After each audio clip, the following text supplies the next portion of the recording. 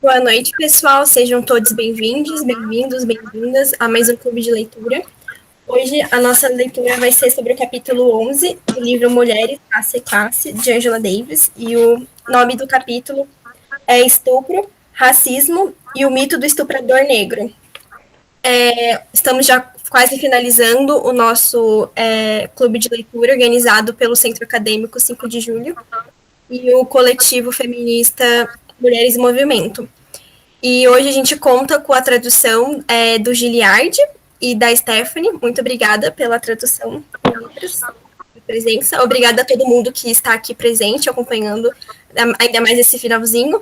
E uma obrigada a Delza, que eu vou apresentar aqui, a nossa palestrante e grande responsável pelo grupo. A Delza da Hora Souza é socióloga, historiadora e militante da Subverta, do PSOL. Ela integra o laboratório da Utopia e o NEPESC e é pesquisadora de saúde mental e cárcere, com ênfase em gênero e raça, junto ao Unesfi HS da UFSC. Então, hoje o debate vai ser muito interessante. Seja bem-vinda, Delza. Muito obrigada. Boa noite. Então, posso começar, né? Boa noite. Obrigada, Isabela, pela apresentação aí em nome do CACIG, do Mulheres em Movimento.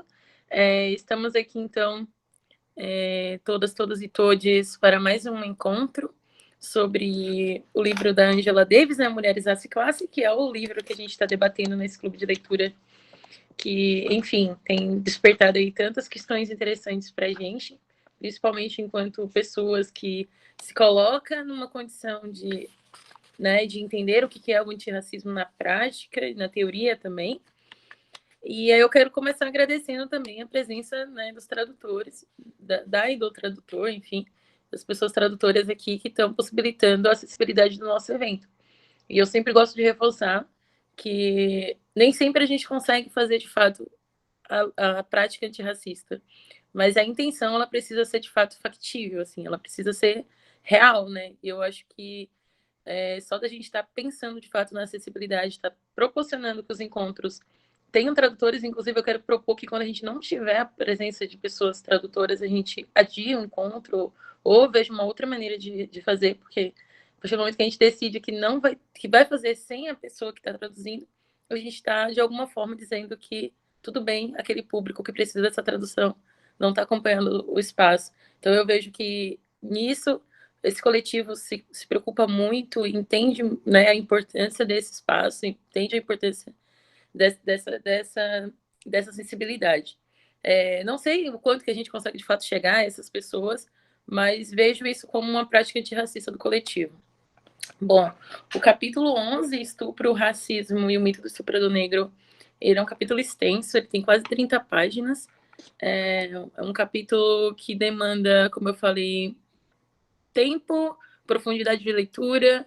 Eu sinto que precisa também ter umas leituras anteriores para entender as questões que a Davis traz históricas ali no capítulo, mais do que nos outros próprios capítulos, porque como a gente tem hoje no Brasil questões contemporâneas a respeito de estupro, racismo e a própria ideia do estuprador, não necessariamente do estuprador negro, mas quem é essa figura do estuprador, muitas vezes, muitas das nossas análises, elas estão condicionadas também sobre um olhar eurocêntrico, né? Que é próprio do feminismo que a gente acessa aqui no nosso espaço, enfim. Então, quem não tem acesso às leituras do feminismo negro interseccional, talvez tenha dificuldade de fazer uma conexão com os dados que a Davis traz no texto, né? E entender, assim, as questões históricas que ela trouxe ali, como a Guerra do Vietnã, os próprios movimentos feministas que já foram abordados nos capítulos anteriores. Mas vamos tentar fazer essa análise aí. A Davis, ela começa trazendo, então, o estupro, né, como um problema social, e isso não precisa nem ser um grande gênio, né, para concluir que o estupro, ele não se coloca não somente como uma prática qualquer, como enfim, a fictícia a cultura do estupro, né, a dita cultura do estupro quer nos dizer de que as pessoas estão estuprando porque elas nos veem apenas como corpos que podem ser controlados. Tem muito mais fatores que influenciam no fato de uma pessoa entender que aquele corpo está subjugado, está sob poder de outrem para ser violado. É muito mais do que um homem olhar para uma mulher e dizer, olha só o quanto que ela é desejável, o quanto que ela é desprezável ao ponto de eu ir lá mexer com esse corpo, né? E muitas vezes esses debates de internet deixam as coisas muito, muito soltas, muito sem conexão, de fato, com que a raiz do problema nos indica que, de fato, é a grande questão, né, do estupro. E aí a Davis, ela é muito sagaz, assim, ao tentar nos mostrar o que o capitalismo, ele é um fomentador também dessa violência. Ele não é só um fomentador, como ele é um estruturante dessa violência do estupro.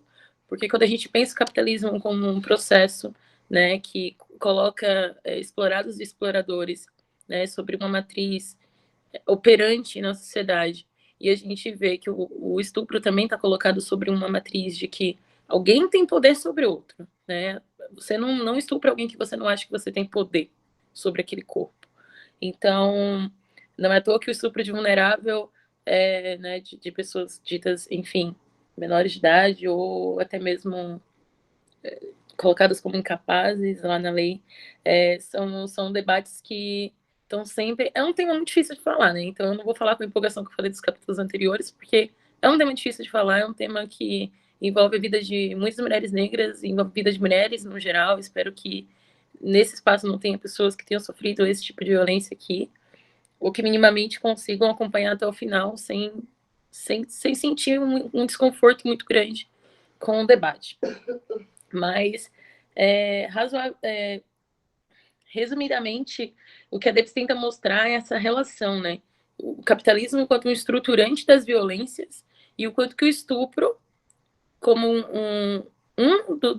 das raízes da escravidão, né? Como um dos problemas da escravidão, se ancora nesse capitalismo agora colocado também para explorar pessoas, né? Também para explorar corpos e inclusive, esses corpos têm cor, né? Esses corpos têm gênero, esses corpos são de mulheres, negras sobretudo.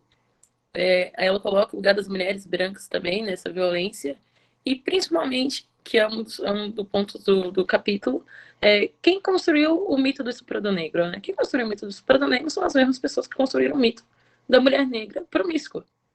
Ou seja, o senhor escravizador, né? O colonizador construiu a figura de quem que era, de quem que eram essas pessoas, quem que eram esses corpos. Tem um texto, e eu gosto sempre de mostrar as relações, como a Davis, ela é muito boa em fazer essas sessões, apesar de que muitas vezes fica repetitivo, porque ela quer reforçar, né? Quando ela traz essas questões todas, ela não diz assim logo de cara, olha, eu estou fazendo uma análise interseccional, e é uma relação, inclusive, com o abolicionismo penal. Mas se a gente parar para pensar que as primeiras prisões, elas se dão também sob a justificativa de punir um corpo que não está condizente com a ordem, e o estupro nesses espaços é uma medida punitiva, a gente precisa então debater se a gente realmente é contra a violência contra a mulher, se a gente realmente enfim, faz parte dessas lutas anti-estupro de coletivos de mulheres. A gente precisa encarar o debate da prisão também, porque não dá para dizer que luta contra o estupro e defender as prisões. São todos problemas da mesma matiz, assim.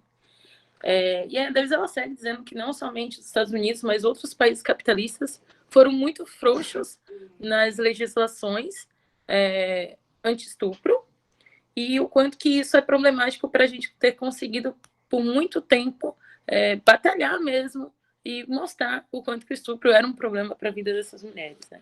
E aí eu quis ver, quando ela falou assim, Estados Unidos e outros países capitalistas, eu sempre tento ver o quanto que faz realmente sentido, né? Porque a Davis escreveu esse livro em 81, gente, né? Então, tem um momento aqui que eu vou ter uma crítica, assim, a forma como ela pega leve na crítica a algumas mulheres brancas, porque eu acho que também é próprio do processo dela, né, de se dar conta do que está acontecendo.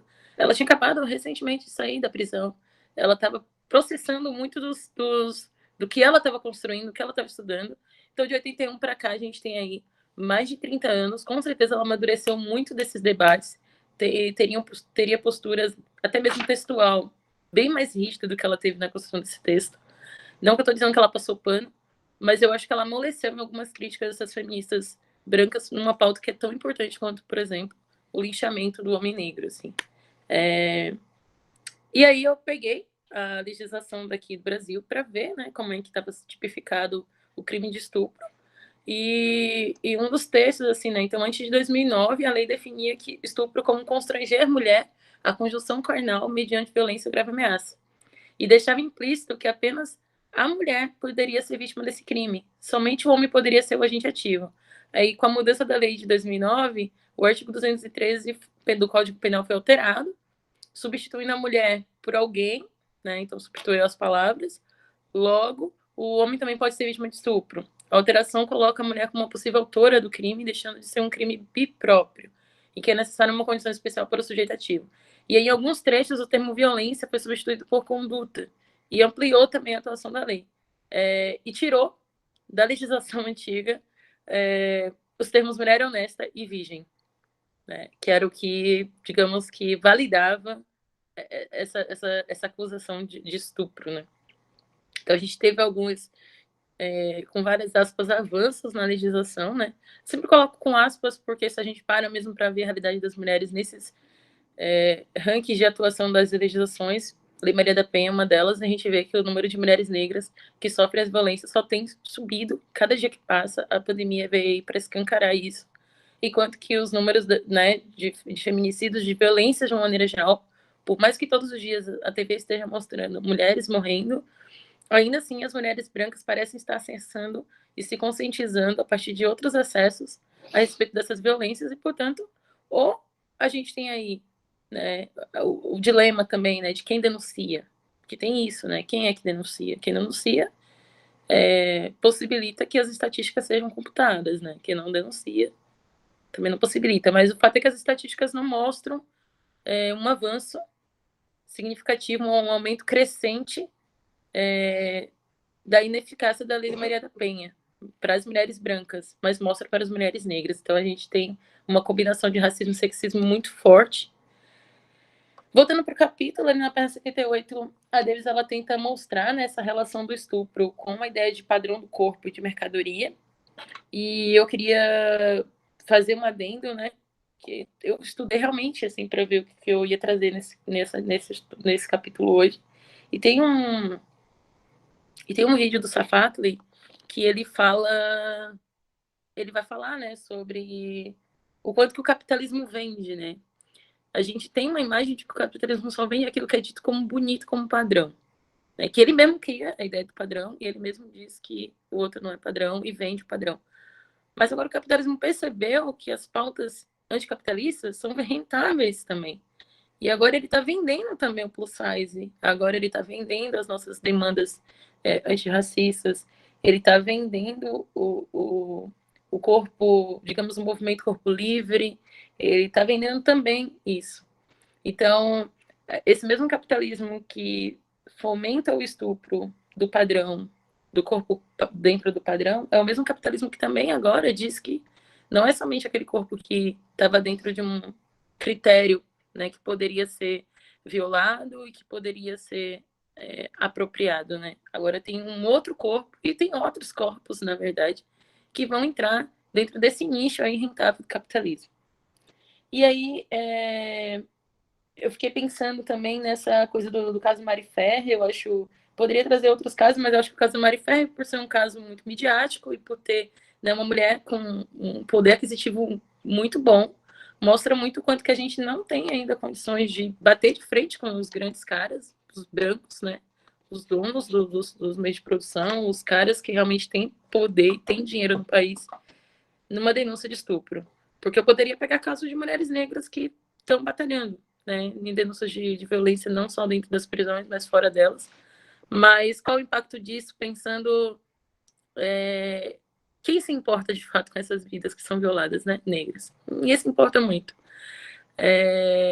Mas quando a gente pega um caso Mari Ferrer, que tomou uma dimensão assim midiática muito grande, a gente vê o quanto que nem o corpo dessa mulher, que é tido como o padrão, que é tido como um corpo que merece dignidade, que está dentro de uma condição que precisa ser valorizada, ainda assim, essa mulher ela não teve a sua acusação de estupro bem recebida, né? Então, aparece lá aqueles casos bizarros de estupro culposo, Depois vem umas justificativas do próprio Ministério Público dizendo que não existe esse termo em nenhum documento oficial do julgamento, mas o fato é que o acusador não foi punido, né? Então, independente do termo que se tenha usado ou não a sentença, a gente tem um fato factível.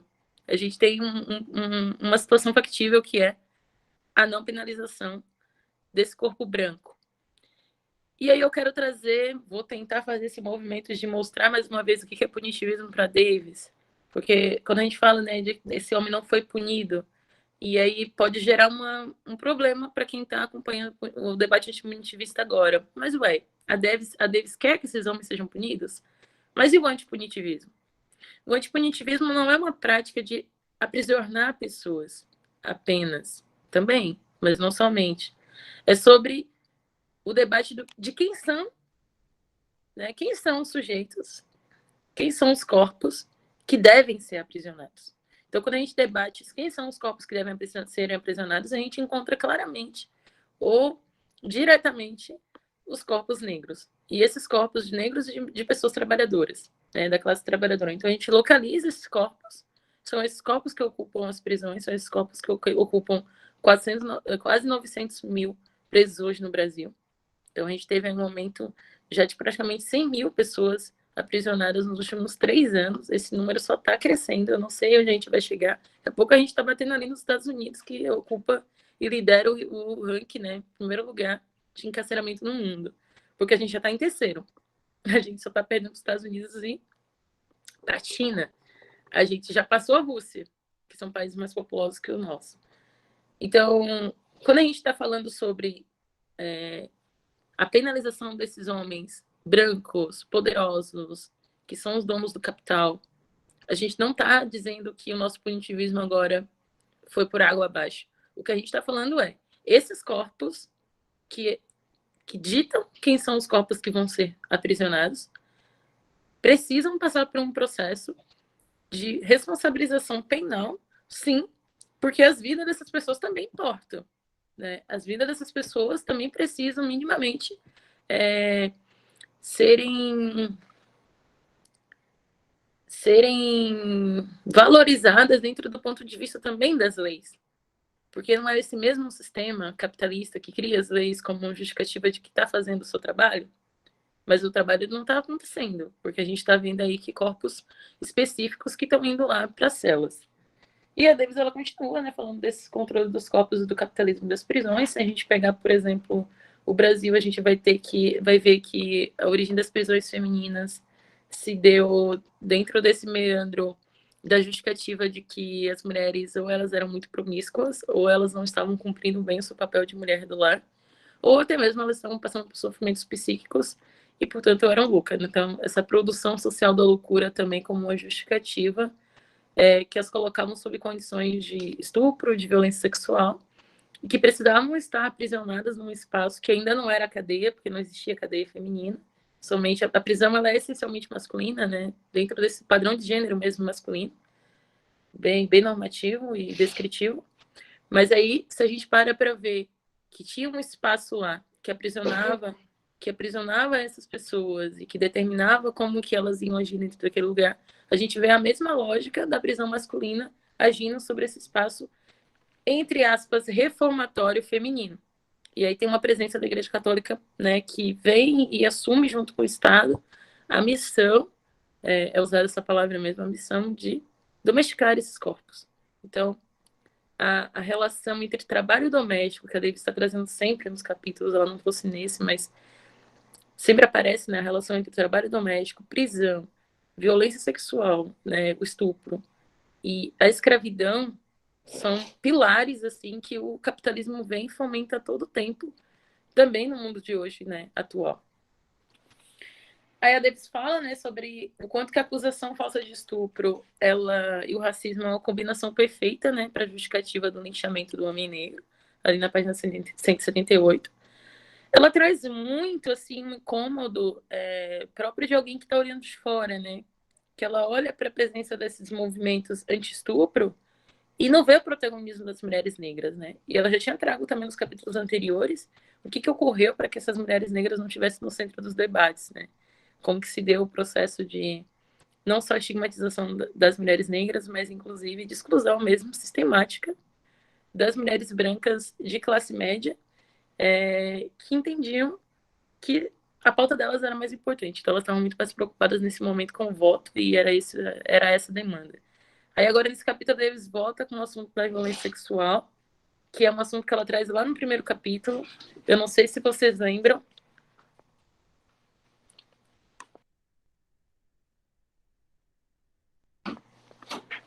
Oi? Não sei se vocês lembram, mas no primeiro capítulo, a Davis ela fala de duas amigas, né? A Elizabeth Scandal e a Susan Anthony, que são mulheres feministas, digamos que renomadas, que estão entendendo aí o lugar da mulher na sociedade, que estão refletindo sobre esses lugares, né, de mulher branca na sociedade, que entendeu a questão do patriarcado, mas que não conseguia dar um passo adiante para pensar onde é que a gente, mulher negra, entraria nesse debate, né? Ou melhor, não precisava nem pensar onde que a gente entraria. Era só não ter barrado nossa presença, como elas fizeram em vários momentos, né? Impedindo, inclusive, a partir de um comitê institucional, que essas mulheres negras não pudessem falar nas conferências, que já não era um espaço fácil de circular lá dentro. Então, mesmo as mulheres negras intelectuais em posição de destaque, também financeiro, acabaram sendo barradas de fazer o seu processo de protagonismo em vários momentos por conta desse sectarismo, né, dessa visão segmentada de luta dessas mulheres brancas, que não reconhecia nem as mulheres brancas de operárias, né, para vocês verem quanto que as questões de classe, as questões de raça, elas estão aí entrelaçadas e atravessadas nesse debate. E a Denise, ela segue falando, né, quem construiu o mito, quem foi que construiu o mito do estuprador negro e da promíscua, da mulher negra promíscua? Foi o colonizador. E ela diz, ali na página 178, né, que ambos são elaborados para servir de desculpa e facilitar a exploração continuada de homens negros e de mulheres negras. As mulheres negras perceberam esse vínculo de modo muito claro e desde o começo se colocaram em dianteira a luta contra os linchamentos. Né? Então a gente tem aí, ela vai começar agora a ilustrar várias teorias de pessoas brancas da época que começaram a discorrer sobre uma possível relação causal entre a minoria étnica e a propensão à violência sexual, né? A praticar a violência sexual. E aí ela começa com a Gerda Lerner, que é uma historiadora austríaca, né? E ela fala assim que a Gerda, ela foi uma das poucas mulheres que se dedicou tanto a falar, né, do racismo e do sexismo, né, que identificou a questão do racismo e do sexismo. E é muito interessante porque a Gerda, ela traz o exemplo, né, de uma menina que, numa condição de aprisionamento numa cela, ela acaba assassinando um vigia branco, né, numa cadeia da Carolina do Norte, e ela era a única mulher presa, né? E aí ela conseguiu mobilizar na época uma campanha, não tal qual a Fria Angela Davis, mas uma campanha tão forte o suficiente para garantir essa absolvição. E essa absolvição foi saudada como uma conquista muito importante, né, para discutir o lugar do que é a violência, né? E a Davis ela sempre traz esse debate, né, do que afinal de contas é a violência. E por isso que o punitivismo não é uma justificativa simplista de não vamos aprisionar corpos, mas é sobre debater quem tem poder para aprisionar corpos e sobre como funciona mesmo o aprisionamento de corpos, né? Como é que o Estado estrutura isso. E a própria ideia de violência, porque se a gente parar para pensar e entender agora que a violência praticada pelo garoto, que pratica um assalto, é equivalente à violência do colonizador, a gente está deixando para trás aí muitos debates que são panos de fundo para a gente entender, né, as condições sociais a qual esse jovem também está, com certeza, acometido ou provavelmente acometido para chegar num nível, né, de envolvimento com a criminalidade, etc, etc, etc. E ela fala dessa menina que violentou, né, que assassinou esse homem, esse vigia branco, dentro da cadeia, por ele ter tentado violentar ela sexualmente. Então ela reagiu com o mesmo, inclusive com a mesma ferramenta que ele ia usar né, para violentá-lo. E aí muitas mulheres negras, a partir disso, atendeu e apoiou a causa de um homem negro. Então, eu quero muito que vocês percebam a relação de que a gente vai chamar de, pode chamar de solidariedade, de qualquer coisa, mas na verdade é um apelo que nada mais reforça do que a noção de comunidade negra, né? Porque a partir dessa causa dessa mulher negra, um homem negro que estava sob falsa acusação de estupro pôde ter a sua pauta evidenciada, e aí a gente pôde mobilizar outros setores do movimento associativo. Encontramos algumas poucas pessoas que apoiaram essas causas, pessoas brancas, mas a grande maioria da comunidade negra foi quem de fato foi para cima e disse que esse homem estava sendo falsamente acusado de estupro, né? O mais maluco é perceber como as mulheres brancas não estavam nem um pouco interessadas, né? Elas não estavam nem um pouco interessadas em debater a possibilidade sequer desse homem negro não ser, de fato, um estuprador. Porque já tinha se construído vários mitos até aí, né? De um homem negro violento. Então, por que o homem negro... Por que eu vou lutar para que o homem negro seja absolvido se eu não me importei lá atrás nem quando a gente estava debatendo o voto? Que não tinha nenhuma questão moral colocada aí de quem que merecia, quem que não merecia. Ainda assim, elas acrescentaram essa questão moral e de poder mesmo, né, para determinar quem são os corpos que deveriam votar ou que mereciam votar ou não. Imagina agora que tem aí uma suposta acusação de violência sexual contra uma irmã branca. Então, a gente vê um pacto da branquitude muito forte atuando nesse processo. Pouca agência das mulheres negras nesses processos de decisão dos espaços, não porque elas não estavam fazendo nada, mas porque os lugares institucionais onde eram colocados a ideia de que decidiam as coisas não eram espaços que mulheres negras eram incluídas ou integradas. A Davis fala sobre o padrão do abuso sexual, né? E diz que a escravidão institucionalizou o estupro. Eu comecei lendo o capítulo já sacando essa imagem, né, da institucionalização do estupro pela escravidão, mas ela reforça, e eu acho isso o máximo, porque não é uma obviedade para todo mundo, mas sim, a escravidão, ao dizer que corpos merecem ser subjugados, estão em condições de escárnio sobre o senhor, está dizendo que alguns corpos podem sim, inclusive, ser violentados sexualmente. Tanto é que é isso que acontece nos corpos das mulheres negras, tanto nos processos de escravidão nos Estados Unidos quanto no Brasil e em outros lugares do mundo. Né? A escravidão, ela padronizou, ela, digamos que legalizou o estupro. Né? Ela disse, olha, esses homens compraram esses escravos e, portanto, eles têm direito de fazer o que eles quiserem com esses corpos. Né? E os corpos femininos são os corpos privilegiados nesse sentido, com várias aspas, para esse tipo de violência. Ela fala que esse padrão de abuso foi tão forte, tão poderoso, que sobreviveu à abolição da escravatura. Ela viu isso acontecer, né, pelos padrões da Ku Klux Klan, que, para quem não sabe, é um grupo terrorista dos Estados Unidos de segregação racial, né, que até eles estão voltando com tudo de novo, mas há muitos anos atrás eles realmente matavam as pessoas negras, caçavam, e eles não deixaram de existir, né? Eles só foram se sofisticando também com o tempo. E agora está voltando porque a direita está ascendendo no mundo. Então, como o debate da ultradireita está ascendendo pelo mundo inteiro, muitos dos discursos que antes eram vistos como problemáticos e de direitos humanos, agora está sendo visto como mais uma questão de achismo, né? Então, esses espaços também de propagação de segregação racial se sentiram mais confortáveis agora para voltar com tudo.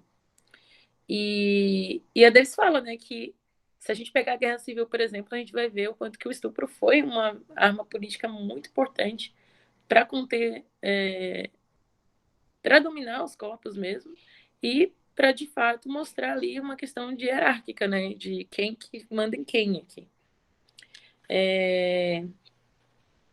E aí a Davis, ela traz um debate que eu não consegui dar conta, assim, de acessar muito.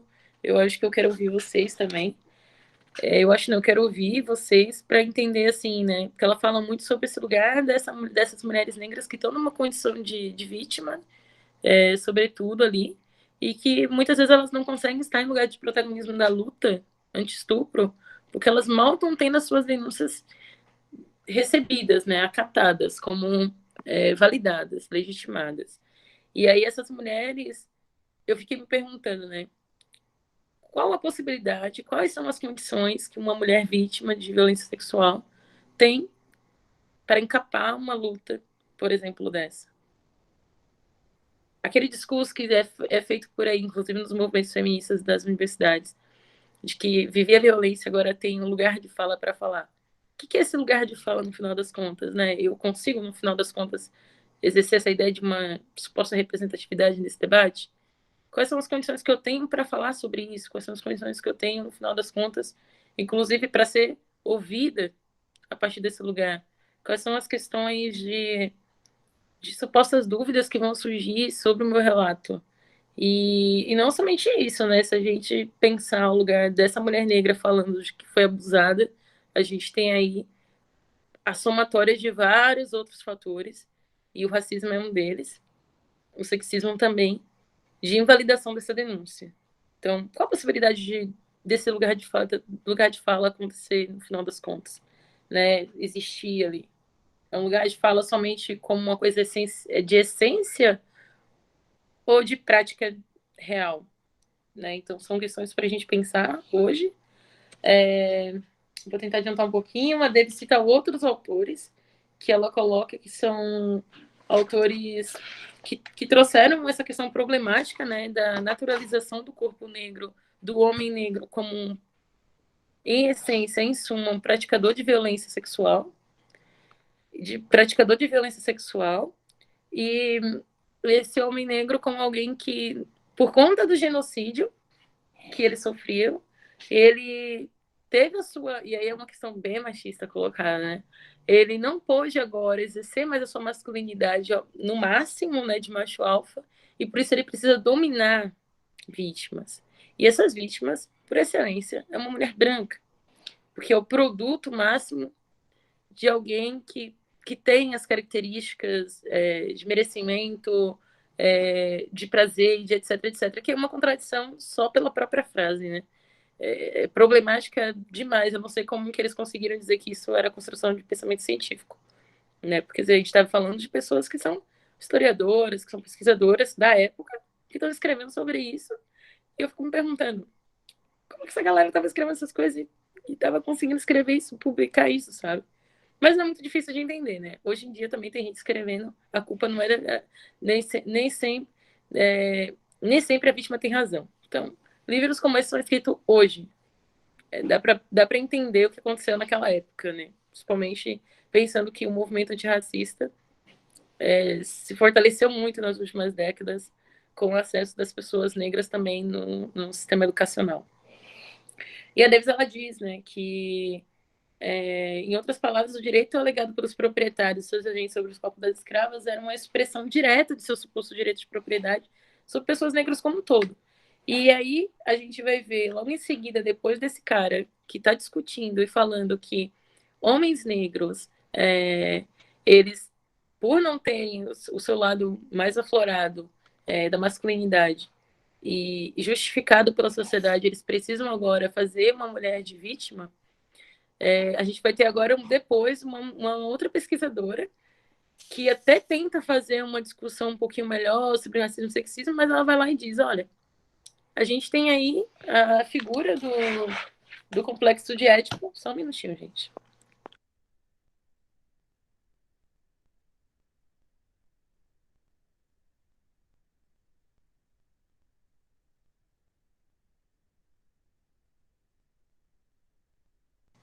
Desculpa, gente. Tava fazendo barulho aqui em casa. Até perdi a linha de raciocínio. Mas, enfim, a Firestone, ainda bem que eu anotei, né?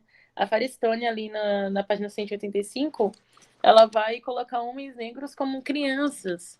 E lembrem-se dessa figura, né? Que é muito importante para a gente tentar entender esse lugar da ideia de uma infantilização, né?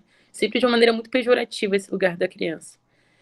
No começo do livro, a Davis começa falando da Susan Anthony, que descreve mulheres como crianças ingênuas, puras, né, frágeis, mesmo no momento em que ela está tentando mostrar o quanto que o patriarcado é problemático. Ainda assim, ela reforça o lugar de mulheres negras como esses seres que não têm muita condição de falarem por si mesmos, né? No final das contas, é isso que está contando de fundo. A impossibilidade de agência sobre os seus próprios atos, sobre as suas próprias decisões. Aí a Firestone, numa tentativa, digamos que interessante, que ela estava tentando fazer, para falar sobre racismo, para falar desse lugar do racismo, ela até entendeu que o racismo é uma extensão do sexismo, mas ela vai dizer assim, ó, desatar-se desse laço com a fêmea branca, relacionando-se com ela, caso necessário, apenas de modo a degradá-la. Ademais, em razão de seu ódio virulento e do ciúme daquele que a possui, o homem branco, ele pode cobiçá-la como coisa e ser conquistado a fim de vingar do homem branco. Então ela coloca esse homem negro como uma criança, que está numa relação entre um homem com um pai, digamos que o homem aqui na relação é o pai branco, a mulher é a mãe branca, e aí fazendo ali uma alusão ao complexo de Édipo, né, do Freud, e que a criança ela precisa se relacionar, tem uma necessidade de se relacionar com essa mãe e tal, inclusive mata o pai, né, nesse contexto. A Firestone jurou, né, acreditou que ela estava fazendo ali uma justificativa muito importante, muito interessante, não racista, de que esse homem agora estava cobiçando o corpo de uma mulher, de uma fêmea, né, ela usa esse termo, dessa fêmea branca, e ele consegue se livrar desse homem branco que é o escravizador, que é o colonizador. E aí ele cobiça essa mulher branca, né?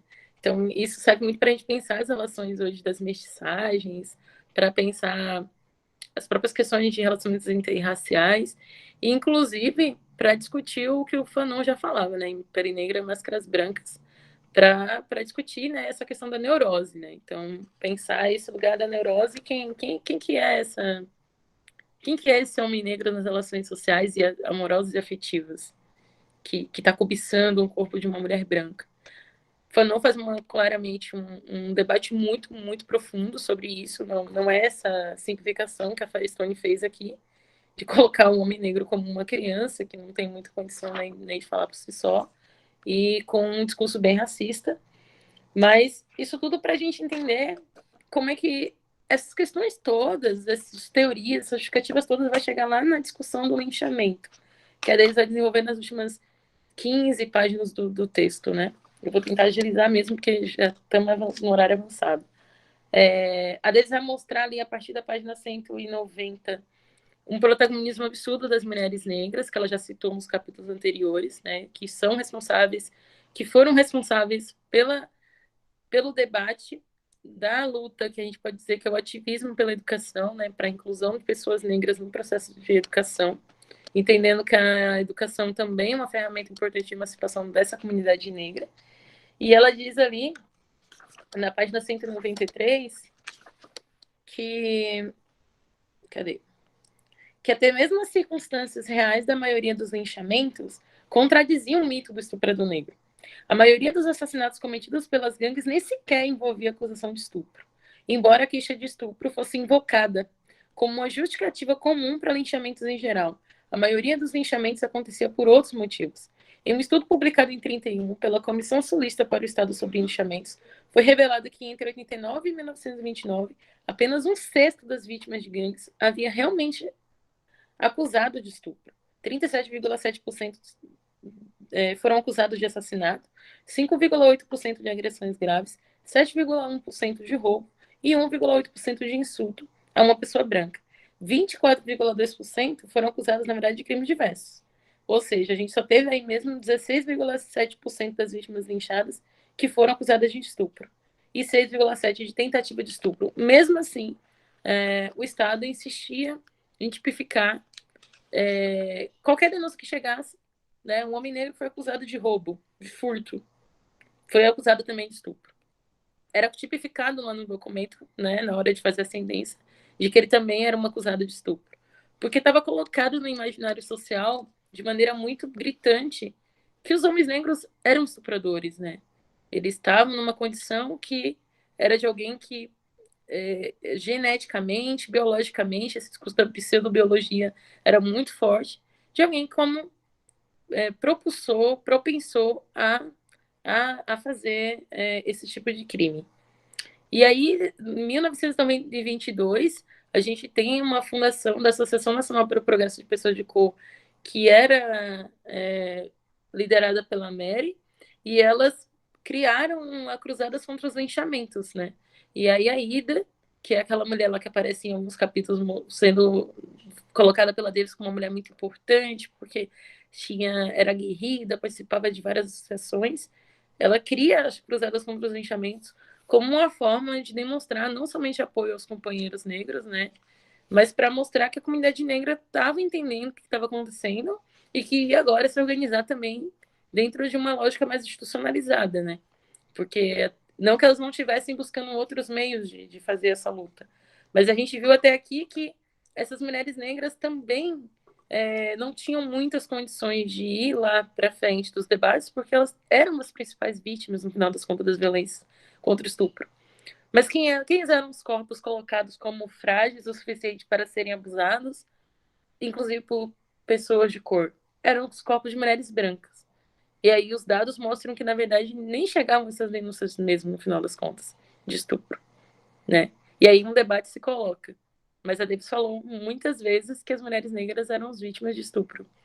E os dados também não estão revelando essas mulheres. Então, é importante a gente se perguntar, né? Quem são as pessoas que denunciam? Quem são as pessoas, quais são os acessos necessários para que a pessoa consiga minimamente encapar uma luta dessa, né? Eu deixo aberto agora para debate. Acho que o final do capítulo ele traz algumas questões, alguns apontamentos assim do movimento anti-estupro, que serve para a gente pensar os dias de hoje, assim, né? E aí eu deixo para vocês, porque a gente tem 15 minutos. Daqui a pouco os colegas tradutores vão precisar se ausentar. E é isso. Muito, muito, muito obrigada pela atenção de vocês.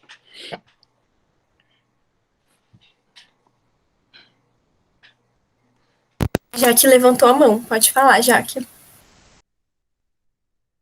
Não, uma questão, assim, uma pergunta que eu gostaria de fazer para a Delza é se já tem esse debate, assim, de contrapor a impunidade do sistema colonial, comparando com o nível de aprisionamento de negros hoje, né? Que eu acho que é uma coisa que não se ouve muito falar, né? Esse argumento. E outra coisa que eu lembrei também, assim, que falando de estupro, também da questão de como o sistema em geral, né, que uma das soluções seria a educação sexual, né, que é tão agora está sendo tão questionada pela direita e tal, e tem um motivo, né, ensinar a pessoa o que é que o corpo, né, tem que ter permissão para tocar no teu corpo, né, o que é parte íntima, que uma pequena parcela, né, da classe média está tendo acesso a essa educação, né, e as pessoas que são vítimas, né, vê aquela questão do vitimismo, né, como essa pessoa que vai ser vítima de estupro, às vezes ela não se alia numa luta, né, e eu acho que é falta de educação, né, de ter consciência do que é o corpo, o que é permitido para o corpo dela, me veio esse questionamento, assim, né. Eu acho que é uma aposta interessante, né, trazer esse debate da educação sexual. Às vezes a gente deixa como um plano, né, sei lá, de segundo plano, porque parece que as outras coisas são tão urgentes, né, que a gente está debatendo, mas a educação sexual é uma das coisas que a gente deveria, assim, principalmente enquanto movimento feminista, não tirar mesmo da nossa cartilha, não tirar mesmo das nossas bandeiras, ser prioritárias, porque se a gente parar para pensar, e aí discutir também que tipo de educação sexual é essa que vai ser debatida, né? Porque a maneira como uma jovem negra de periferia lida com o seu corpo é muito diferente de como uma pessoa de classe média lida com o corpo, apesar de que, sem dúvidas, as mulheres, de uma maneira geral, elas são condicionadas socialmente para não lidar bem com o seu corpo, ou para encará-lo a partir de um modus operandi que é do patriarcado. Mas a gente sabe que a forma como uma família de classe média alta, branca, vai pensar o lugar dessa menina na possibilidade de viver, sei lá, relações sexuais e tudo mais, é muito diferente de como uma pessoa que está imersa dentro de uma condição socioeconômica que mal dá conta nem de garantir o absorvente no período menstrual, não vai fazer, né? É muito diferente. Né? Os corpos dessas meninas já são muito hipersexualizados, já são colocados como promíscuos a priori, e, portanto, não tem muito o que se discutir ali, é o que se pensa socialmente, né? Não tem muito o que debater, porque essas meninas sabem tudo, elas estão até fazendo já as coisas, né? Então, quando se for discutir essa educação sexual, é importante ter a dimensão do racismo, assim, né? Como é que a gente vai trazer essa questão do racismo também para esse debate da educação sexual? Porque muitas vezes eu vejo que quem acaba indo lá e construindo essas políticas dentro das, sei lá, de cartilhas nas escolas e tudo mais, são pessoas brancas que estão nesse espaço de poder e elas não estão nem um pouco preocupadas em entender os efeitos do racismo também nesse próprio debate, assim, né? O que tem que se trazer a mais, porque você está se tratando, principalmente em escolas públicas, né? Quem são os corpos das meninas que estão em escolas públicas negras? É, como é que a gente debate isso, pensando principalmente a região sul aqui do país? Então, acho que são coisas para se pensar assim, já que eu concordo contigo que é uma aposta importante e interessante. Mas eu acho que tem muito mais coisas que faz com que uma pessoa não esteja dentro de uma luta. É a questão do estigma. Estigma é uma coisa poderosa, né? Eu estava numa aula agora falando sobre mercados de saúde, e é muito louco como a professora consegue explorar coisas assim que você fala assim, não, isso tem nada a ver com o mercado de saúde. Tem tudo a ver. A maneira como o diagnóstico ele se tornou muito para além de uma ferramenta do poder médico, né? Hoje ele é um mecanismo real de controle que cola numa pessoa um estigma real de que agora ela é depressiva e a partir dali se começa toda uma atuação, muito antes, na verdade, se começa toda uma atuação da indústria farmacêutica para vender remédios sobre isso. E aí, se a gente pensar, por exemplo, o caso do estupro, quando alguém diz claramente, eu fui abusada, eu passei por isso num coletivo feminista, e ela pega uma bandeira e ela vai dar uma entrevista, mano, dentro do próprio coletivo, ela tá propensa a ser julgada e ser duvidada, né? Então, são coisas que é difícil de encarar, o estigma é uma coisa que é difícil de a gente conseguir lidar, e eu acho que a gente precisa lidar com isso também, né? O quanto que os movimentos feministas também estão prontos para ouvir as denúncias das suas amigas. Mesmo quando essas denúncias vierem de acusação dos seus companheiros ou de pessoas que são tão camaradas nossos. Que a gente vê isso, né? Todo mundo é amigo, amigo, amigo, camarada, até o momento que eu denuncie o camarada da minha amiga. Aí a gente não é mais camarada, né? Aí você tá tendo um problema aí de ótica, você tá tendo um problema de como você tá vendo as coisas. Então, é isso, a gente está atravessado o tempo inteiro pelos valores do capitalismo também. Vamos lá, próximas perguntas. Temos 9 minutos. Isa tá com uma carinha. Mais alguma pergunta, pessoal?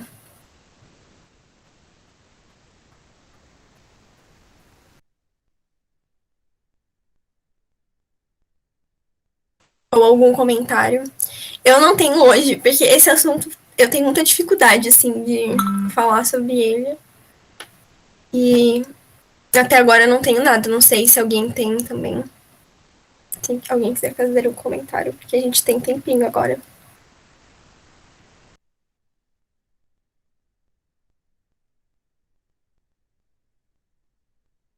Ah, lembrando, pessoal, da lista de presentes para vocês assinarem. Vou enviar mais uma vez aqui.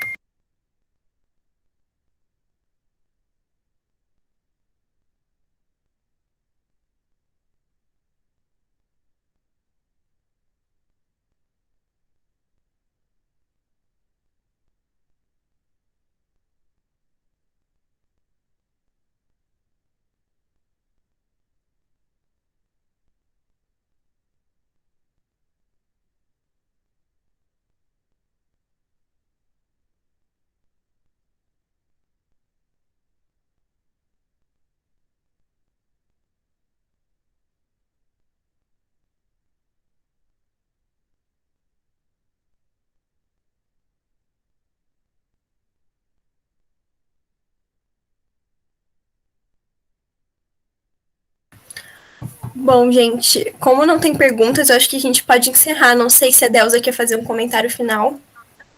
Não, eu acho que esse capítulo ele tem muita coisa para ser explorada, assim, mas eu acho que a galera talvez tenha tido um pouco de dificuldade para acessar, assim, até porque é um capítulo extenso, né? Mas aí fica aberto, o próximo capítulo nada impede da gente trazer questões, se vocês tiverem um pouquinho de tempo nessa semana para fazer a leitura, tá? E aí vocês podem trazer questões ali do finalzinho do capítulo, nas últimas 5 páginas, que vai engatar em questões que vão vir no próximo capítulo. Então, acho que é bem tranquilo da gente tocar, assim. Porque, ó, essas questões do linchamento, do controle do corpo, vai seguir no próximo capítulo, né? Vai falar do controle de natalidade e direitos reprodutivos. Então, eu acho bem pertinente que vocês façam essa leitura, tá?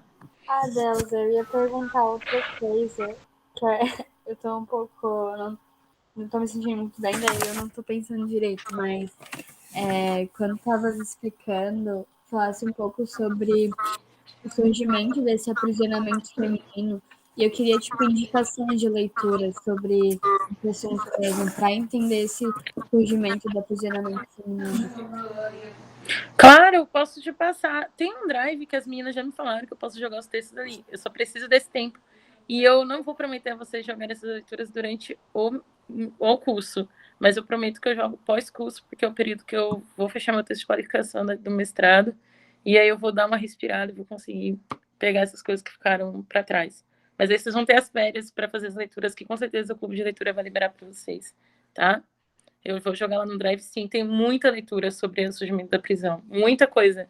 E eu estou acessando agora livros bem massa para mostrar também a relação psicossocial, né, das prisões. Então, estou mergulhando real, assim, nesse debate. Sim, eu achei muito massa, porque foi uma coisa que eu nunca tinha ouvido falar, sabe? Sobre, tipo, esses motivos para aprisionar, que não foi o surgimento das cadeias, mas, tipo, motivo para aprisionar especificamente as mulheres, assim.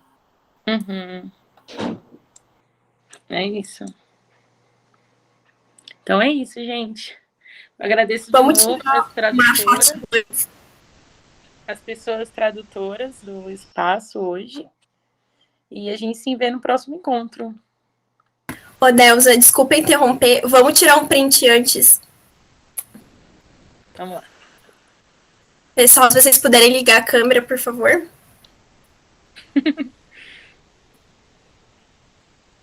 Deixa eu colocar no meu livro, peraí.